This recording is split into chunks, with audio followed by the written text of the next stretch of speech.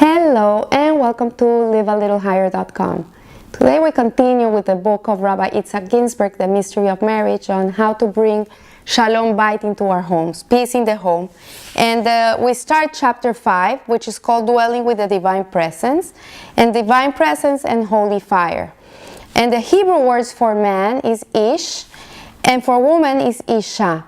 And if we see, these two words are very similar, and they share two letters of the Hebrew alphabet. They share the Aleph and the Shin, and it's common in both. And the Yud is in the word for man, and the Hey is in the word for woman. And it's unique in each. This phenomenon is the key to understanding the respective uniqueness of men and women.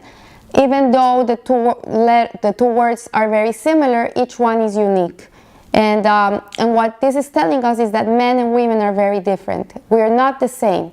Men is from Mars and women is from Venus. And sometimes there's a lot of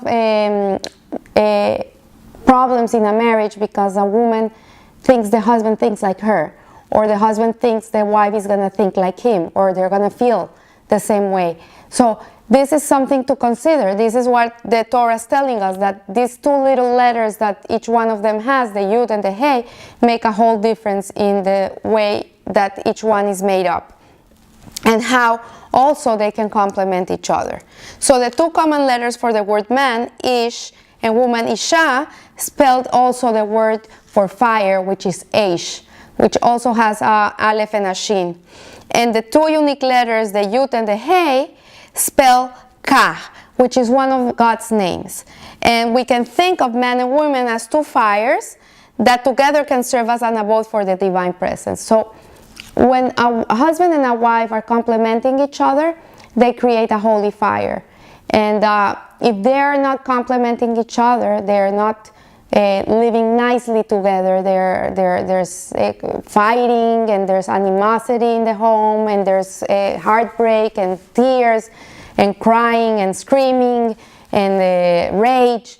Then instead of bringing the divine presence, the kach, into the house, what they're bringing is the eish, which is the fire, and which is gonna destroy the marriage, because it's not a holy fire, it's a consuming fire.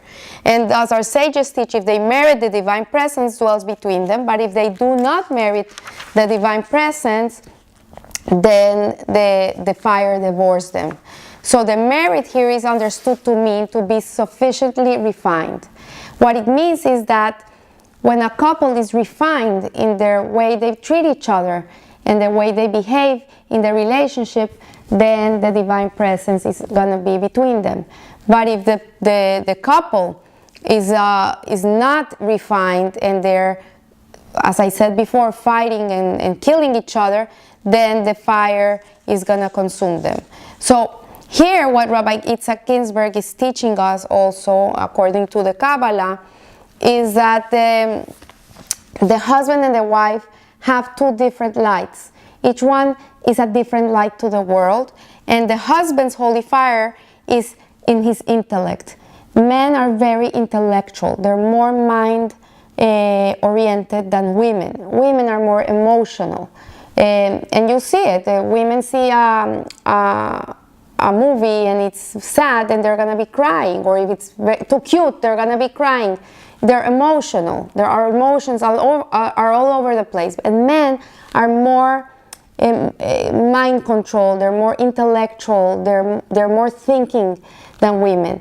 So what it tells us here is that the husband's holy fire is his intellectual light. It's called Or Sichli, and it also has the Aleph and the Shin, and the initials for the fire, and which he introduces into the home as the wisdom of the Torah. So the obligation of a Jewish man in his home is to bring Torah to the home. Both men and women are obliged to learn Torah, because we need to learn Torah. We need to know how to have a kosher kitchen. We need to know the halacha, how not to desecrate Shabbat. A woman needs to know law. She needs to know halacha. She needs to know how to dress, there's many things that she has to know. So she's also obliged to learn the Torah that applies to a daily life. But men apart from this learning of Torah, of Halacha, of what he has to know how to deal in life, he also is obliged to learn other things in Torah, like Gemara and Talmud, and he has to learn Torah. He has to have set times in the day to learn Torah.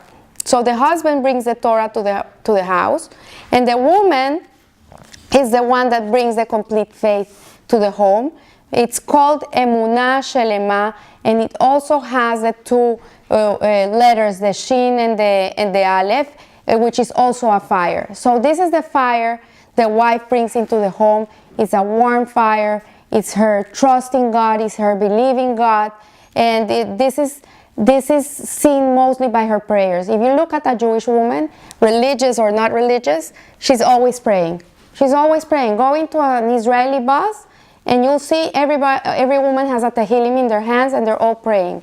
So women are masters of prayer. And even if they don't have a siddur or they don't have a tehillim book in their hands, they're always praying. Hashem, please help me raise my kids well. Help me with this kid. Or please cure my child. Or she's always praying. Or I need to get fast to the school. When we're talking like this, we're always praying.